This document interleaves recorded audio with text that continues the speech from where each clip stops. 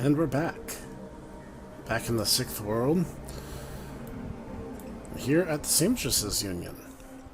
Now, a lot of characters can be on screen, but you can only talk to people who have an actual speech bubble above their head. So she's closest, so we'll talk to her first. The bartender is a striking elf, sporting a perfectly toned body, perfectly pouty lips, and perfectly tapered ears.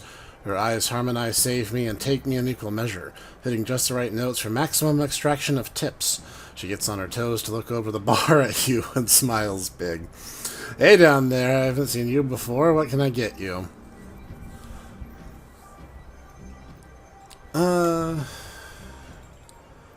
It'd be rude to cut straight to the heart of the matter. Something dirty in a clean glass. Ooh, a hard case. I like that. Okay, hard case, I'll get you something stiff. She starts to turn away when a man with the face of a survivor and the zeal of a convert tugs at her arm hard. It's clear the two have history. They try to keep their voices low, but the intensity of their conversation makes them easy to overhear.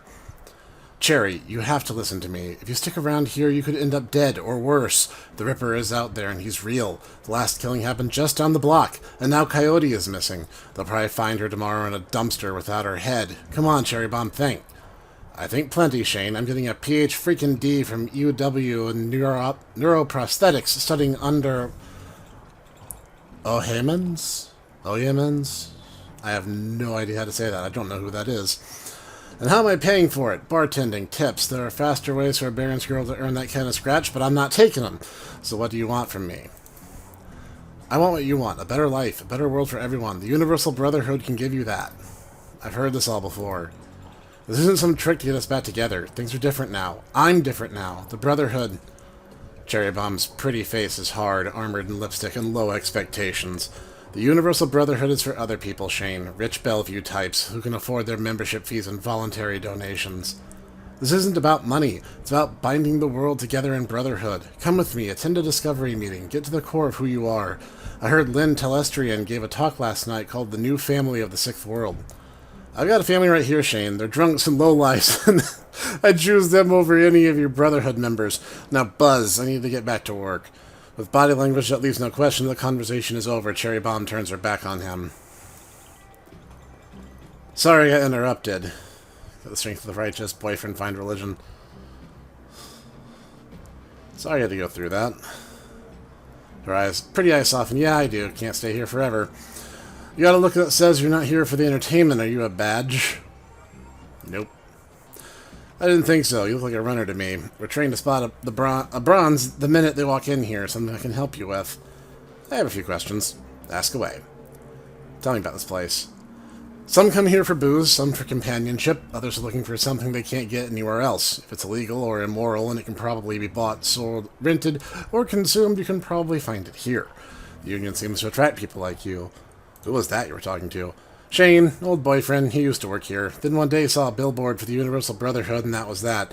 Went to a meeting, made new friends, moved in with them. I was happy for him until he started coming around trying to recruit me. I don't need that dreck. Like I mentioned Coyote. She here? She looks worried. No, I think she's away on business. Business, huh? She a shaman with a name like Coyote? She laughs. No. She shot a coyote once, thinking it was a shaman who double-crossed her. We've been calling her Coyote ever since. Well, you know, not everyone gets to pick their runner handle, right? Her face falls. She's been missing for a couple days now. Some people think the Ripper got her, but I know her. Coyote can take care of herself.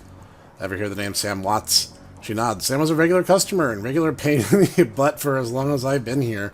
Talked a big game, but he was always broke. As soon as he got any money in his pocket, it went straight to his head. Chips, drugs, or booze. Coyote had a soft spot for him, though. Did you see Sam on the night he died? No, that was Coyote's shift. Who runs this place? I want to talk to them. That'll be Mrs. Kubota. She's in the back room, and you can't miss her. Whiz. Thanks for the intel. I appreciate the help. Got our punks have to stick together. Talk to you later. Next up, we have, Eric, looks like. Yeah, lady, you got some extra outfits I've been trying to unload. You want first dibs? Take a look. This guy's an armor merchant. Generally, you want the armor that best reflects what it is you're doing. So if I wanted to go a charismatic build, then I have this option. Willpower, intelligence, adept ninja outfit. Even though I hate the way this armor looks, it is the one that's best adapted to what we need. So I'm going all in on the alley punk armor. And yeah, I look stupid. There's no other word for it. Like, there's literally no need to have a gas mask on, but lo and behold, I have one. Now the game's going to take a second and load in, so I can look extra ridiculous. I guess if you have a thing for shoulders, this armor is your jam. Now obviously most of these people are just talking, and we see a little bit orc activists encourage this crowd of 7,000 trolls and orcs to fight back against racism. Oh, right, that's kind of a thing. Orcs and trolls are like the new group to discriminate against. They're called goblinoids, and the process of a person becoming a goblin happens during puberty, and generally it's referred to as goblinization, and a lot of culture frowns on it because they're a bunch of elf fetishists. So, just like real life. The Asian woman's expression reads, open for business, but her demeanor reads dealer rather than companion. She has a jack on her neck, a gun on her hip, and a chip on her shoulder. She eyes you with a sneer. You look like you could use some firepower, something simple. I got guns so smart they practically fire themselves. You're looking for tech? I got some of that too, if that's the way you roll. Show me what you got. Now, obviously, in order to have a gun, you have to have the right level of skill for it, you have to have the money for it, and, well, obviously when it comes to tech, you gotta have the right tech to use things like drones. I do not, and Nguyen is tight. In fact, that's going to be a recurring theme throughout the game, and I'm going to try to avoid cheating, but there is a cheats menu, and I'm not going to shy away from it if things get stupid. Mr. Clouet. Posted at the doorway at the VIP section is a tower of a troll muscle wrapped in an impossibly tailored suit. Whether the product of good genes or expensive aftermarket cosmetics work, the troll's gleaming horns perfectly frame his face, and his polished tusks and goatee accentuate the set of a lantern jaw. Welcome. Please behave yourself. Now, if you're wondering why the game is making such a big deal about this fella, it's because he's actually one of the major Kickstarters of the game. Because this game was a crowdfunding effort. I actually forgot to mention that last time. And this guy, well, it's a less than subtle reference. Let me make sure I don't misspeak while I introduce this guy good and proper. Okay, I double-checked just in case, but this fella is named for one Chris Clouet, an NFL, a major NFL player who was also a major backer of the Shadowrun Returns Kickstarter when it was first sitting up off the ground. So, this fella, and apparently he's a troll because he was a hardcore gamer, and his World of Warcraft avatar was a troll. And therefore, he also became a troll meta-type for the sake of Shadowrun Returns. So, yeah, this guy, kind of a big deal, but at the same time, this is more of an Easter egg. I don't think he joins you on any missions or anything. Will do. You get trouble in here often. Nothing a stern look can't usually solve. You have business here? I was a friend of Sam Watts. Do you know him? Sure, everyone here knew Sam. Shame to lose a part of the family. There's a sharpness in Clouet's eyes. Look of a man who's seen much and earned wisdom at a young age. In your role here, I suppose you often escorted Sam to the door. Yes, albeit gently. Sam was a drunk, but he usually wasn't a violent one. Usually, what about the night he died? He was a bit agitated, didn't catch the specifics, might have been over a woman.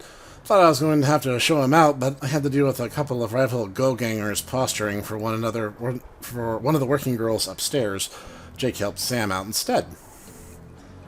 I appreciate you talking with me. Happy to help. And now we're going to get some other types of help, and it's going to vary a little bit depending on what role you want to play. Johnny Clean. The man is dressed like a janitor, but is wearing unusually clean overalls. He's tall, real thin, and has a cunning look in his eye that says he's more than a maintenance man. Howdy, name's Johnny Clean. You new?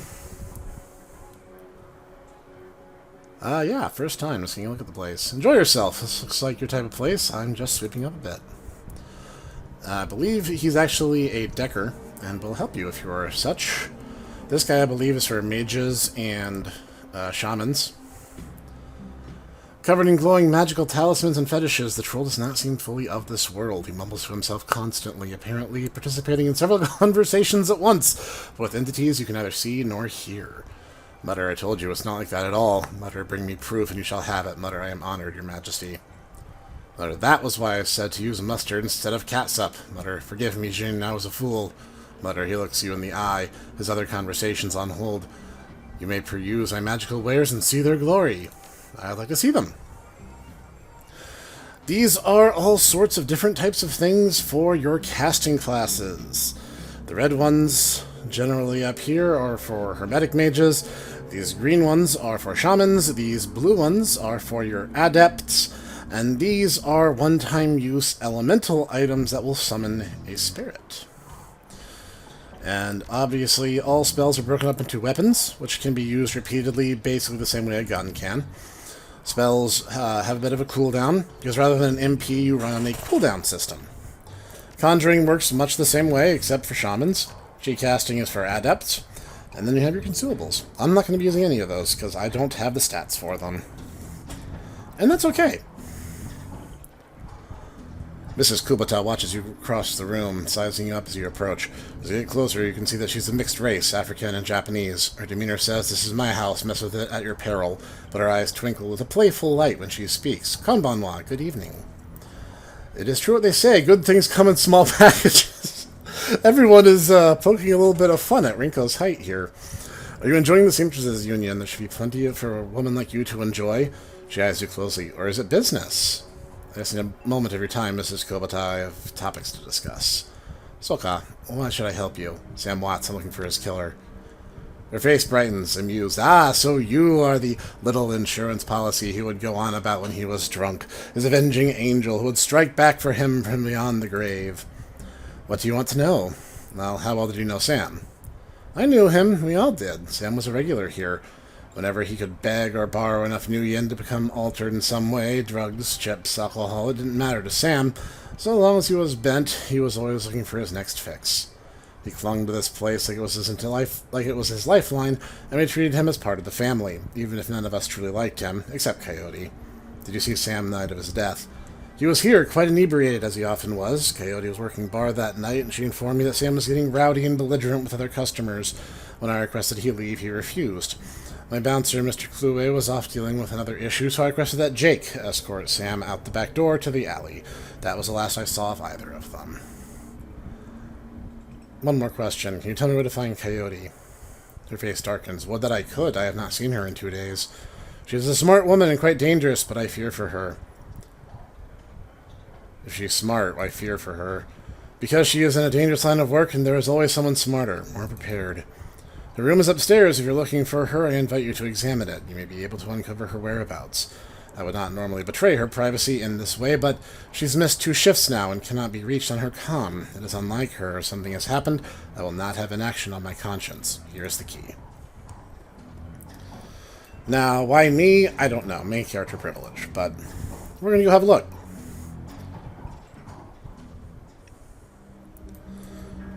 So, there's a lot of mischief you can get up to here, and some of it depends on if you're a decker, which I'm not.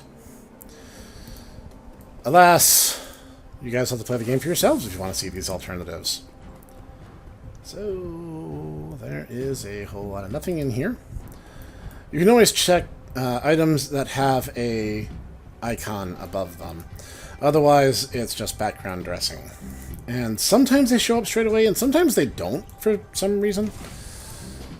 But as you see, we have some stuff we can examine here. It's like Coyote keeps her clothes in boxes on the floor. Stand is littered with action movies and cigarette butts. Frame painting of the Chicago skyline done in stylized silhouette. Believe it or not, that's foreshadowing. Coyote's bed is a diary with several papers sticking out of it. I swear I can read. There's a receipt stuck between pages and a diary entry. Inspect the receipt. Receipt for the Browning Max Power pistol from Jen Park downstairs with a note saying how big guns on hot women turn her on. Read the diary. I came back from my shift to find 4 of Paco's goons sleeping on our apartment floor. It's getting fragging ridiculous. I wanted to be with him, with the real Paco, but this cutter director keeps messing everything up. I love him, but he's totally different with the gang. It's how I can make cash, baby, he always says. I try to tell him he doesn't need the cash. I can support us both when I make it the Seamstresses Union, but he still goes on these runs. With these bozos all over my floor, I feel like he's just seeing how far he can push me before I kick him out. I try to be patient, but why does it have to be all one way? As soon as the last cutter was out the door, I lost it. I told him if he ever pulled direct like that again, that he would be sleeping in the alley. Of course, he begged and pleaded with me, telling me it wouldn't happen again. I don't want to deal with this anymore, but I don't want him to leave. He's the reason I got through all that stuff last year. Got my bartending license, got this apartment and this life. I know he cares about me and loves me. More than his involvement with the cutters, I just wish I could slice out that gang from our life together. Slice out the fear that comes along with it. Second paper. That's a handwritten poem and a diary entry. Let's just say that Paco should stick to guns and motorcycles and leave poetry to others. Sometimes it seems like Paco reads my mind or my diary. Maybe he does the latter. I wouldn't be surprised. Hi, Paco. Ever since last week, he hasn't mentioned the cutters once. He leaves the apartment with us. See you in a few hours, babe, and returns later without comment. I don't know if it's really going to help for us to avoid the subject and conversation completely, but I have felt better without our constant arguing about it. The last 2 nights I've come home from work to Paco waiting up for me, slouching on the old dumpster couch with a novel 4 inches from his face. I imagine that as I turn the key in the door, he perks up and makes himself look especially studious for when I get the door open. He seems superficially surprised to see me, but I love this little act. Third paper.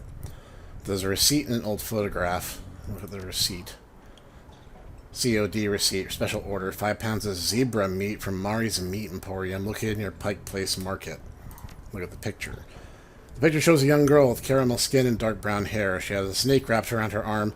Yes, she is smiling. The back of the photograph has Shadow scrawled onto it. Fourth paper. The receipt for a wall safe installed near the bathroom door. The combination is set to 342436. Thankfully, you don't need to memorize that. Any passcodes like that are jotted down by the hero automatically. And, I'm going to help myself, in case there's clues. The safe beeps cheerfully in response and the door comes open. In case of clues. Send a stash. Any items you can't put on you can put into a stash. Your stash is infinitely deep, but you can only carry 6 main items on you at a time. Such is life. Coyote's computer is ancient, probably fished it out of a junkyard. It doesn't even have a data jack, and the cracked display is covered with fingerprints. Tapping the keyboard causes the dust-caked fans to spin up, only to display on screen password. Without the password, the only other button on screen is password recovery. I'm not a decker, so I'm going to hit password recovery. What's your first childhood pet? Well, the only clue for that we have is the snake, who was named Shadow. Your favorite musical act? Mariah Mercurial? What is the name of your hometown? Chicago? Whoops. Well, that means I got to investigate a little bit further. So, check to make sure I didn't miss anything to the diary. Receipt. Different page.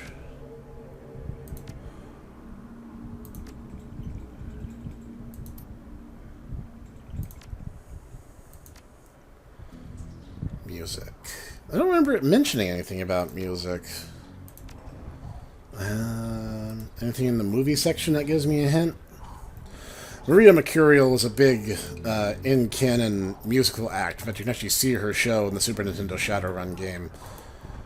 I make reference to her every now and then just for fun continuity nods, but then by 2080, which is when our games are set, yeah, she would have been long retired or possibly dead.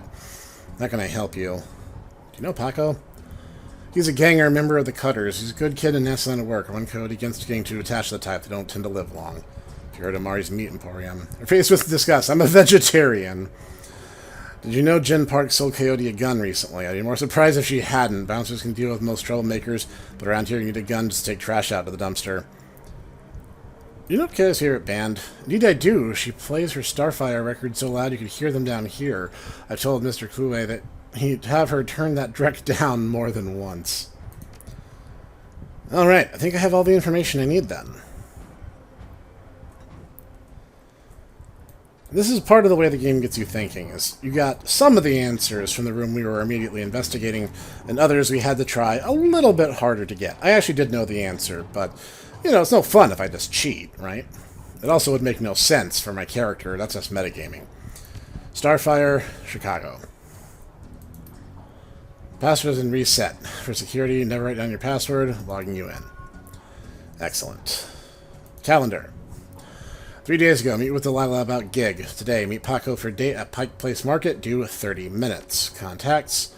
Coyote'S contact list has exactly one entry, someone named Paco. There's no contact number or other contact information for him available. This does not seem like a very useful list of contacts.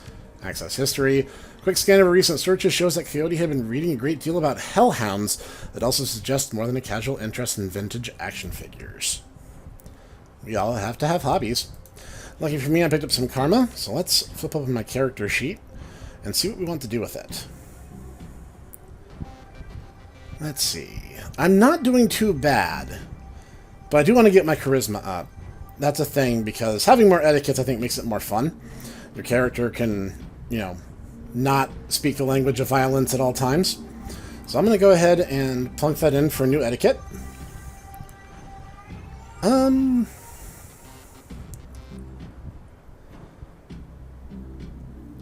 Let's look one I haven't used before. In fact, if you actually want to make the early game as easy as possible, you want to pick security, because there's a lot of situations that the security etiquette opens up for you. I'm going to pick the gang. Kind of reflect Rinko's rough initiation into the world of Shadowrunning. And it will give me the chance to tell off gangers if they so irritate her. And I'm going to raise ranged combat. Additional weapon slot, if not yet unlocked. Excellent.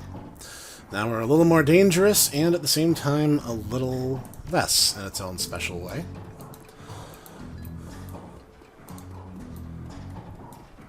So I think we've gotten everything we can get, and now we have a pretty good idea of where she's going to be here in half an hour. That's really irresponsible. If you're not going to be at work, you need to call your boss. Here's the date plan in the next half hour. If you might go down there, it might bring me peace of mind. I'll call a cab for you. I should be able to get you there in time. Gambate kudasai. Good luck. I'm not going to pretend for an instant that I speak Japanese, because I totally don't. But I know some random words, so maybe I can fudge my pronunciation well enough for the sake of some cyberpunk fantasy, am I right? Let's do it. The Seamstresses Union is going to be our hub going forward. All tasks will be taking place from there. Pike Place Market. Catch a cab from Touristville to Pike Place Market, an immersively quiet ride that takes you from probably going to be mugged and probably going to pay too much for your drinks. Compared to the urban wasteland of the Barrens, the downtown area is filled with modern buildings, lighted streets, and unbarred shops, all living beneath the shadows of massive corporate arcologies. For many of these arcologies are home. For others are hulking monuments to where the world went wrong. Famous for its fishmongers, Pike Place Market has been around since the early 1900s, overlooking the bay. Now it's a market for all things legal and illegal. Melting pot of haves and have-nots. Even though most of the shops are closed, the sights, sounds, and smells of the market hit you the moment you step out of the cab.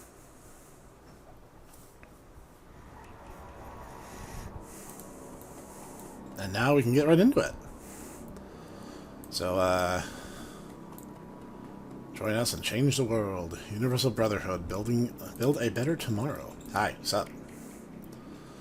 The handsome young man turns away from the crowd and fixes you with his full, completely undivided attention. Ma'am, you are a beautiful dwarf, but you could be so much more. What are you selling? That sounds great. Tell me more. That sounds great.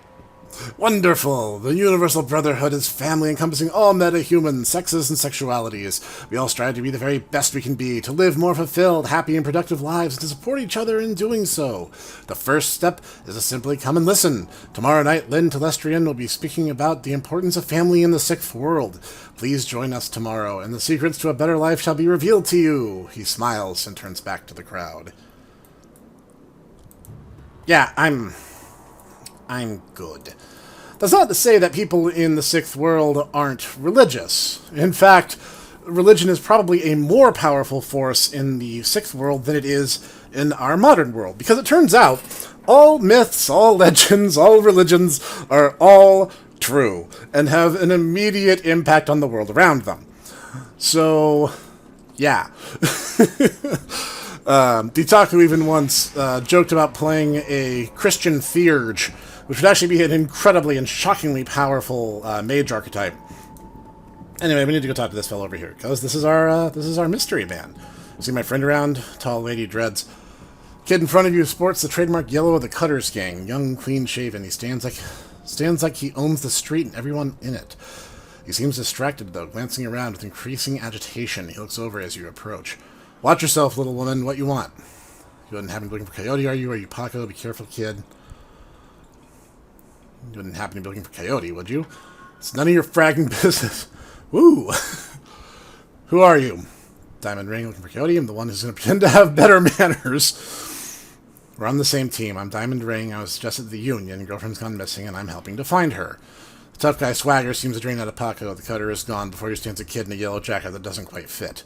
Coyote's missing. Oh, man, that would explain. She was supposed to meet me here over an hour ago. Look, sorry for getting in your face like that. What else do you know? If she's missing, I need to find her. See, if you approach things with a level head, you can turn things around, and Rinko knows a guy who's just putting on a front when she sees one. In fact, I actually gave Trapo static once because he failed a subterfuge roll when he was trying to slip a note into her hand, and she responded with the ancient Japanese proverb of, "It's time to switch to decaf." Fixer, Mr. Delilah, ever heard of a place on Murray's Meat Market, had a receipt. I think the Fixer would be a better clue, so let's leave with that. I know of him, sure. Blake doesn't allow any cutters to take side gigs, though. I got no reason to deal with him. Coyote hasn't said anything about taking work. Wait a minute, Drek, I know where she went. Why couldn't she wait? Paco, slow down. Where did she go? The Royale Apartments. Landlord Stevie J rents a drug ring out of that place. Coyote grew up there. Doesn't like to talk about it much. She's been looking for a way to settle the score with that guy for years. A few days back, I heard Mr. Delilah was under for runners to steal some sort of item out from under Stevie J's nose. She must have taken the job, I'm sure of it, and if thugs caught her... There's a grim determination in Paco's eyes. I'm going there. You coming?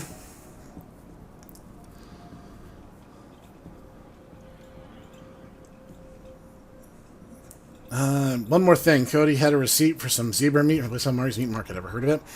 Zebra meat? What? The shop's just down the block if you want to check it out, but I'm going to go into the Royale with or without your help. What's it going to be? I'll help you get Coyote back, but you better be able to handle yourself in a fight. Things might get ugly. Of course I know my way around to fight. CBJ better be ready for a world of hurt. Paco curls his hand into a fist. Let's get moving. The Royale's a few blocks from here. And we have a little bit of help. Again, that's kind of rare in this game, so you kind of got to take it where you can get it. Later games are a bit more merciful because Dragonfall and Hong Kong give you some freebie characters you can ask for help from for free.